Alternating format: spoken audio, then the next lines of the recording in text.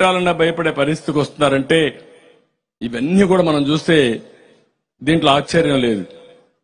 ఇప్పుడే రామకృష్ణరాజు ఒక ఎగ్జాంపుల్ చెప్తున్నా మీకు. రఘురామకృష్ణరాజు ఆయన ఈరోజు రఘురామకృష్ణరాజు ఒక ఎంపీ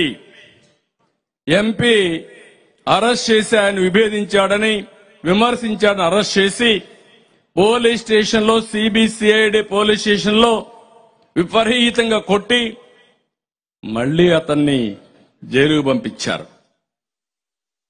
ఆ రోజు మీరు చూస్తే ఎంత భయంకరంగా సిచ్యువేషన్ అంటే మేమందరం బయట ఉన్నాం.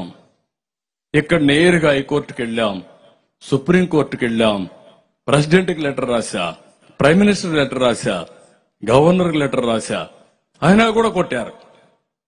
కొట్టిన తర్వాత ఆయన్ని మళ్లీ సుప్రీంకోర్టు ఇంటర్ఫియర్ అయ్యి హైదరాబాద్ మిలిటరీ హాస్పిటల్కి పంపించి హైదరాబాద్ మిలిటరీ హాస్పిటల్లో సర్టిఫికెట్లన్నీ తీసుకుని ఆయన కొట్టిన మాట వాస్తవాన్ని ధృవీకరించారు.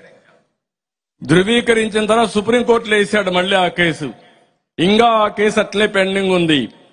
ఒకసారి హైదరాబాద్ నుంచి ప్రధానమంత్రి గారు వెస్ట్ గోదావరిలో ఆయన నియోజకవర్గంలో మీటింగ్ పెడితే ఆ మీటింగ్కి వస్తున్నాడు.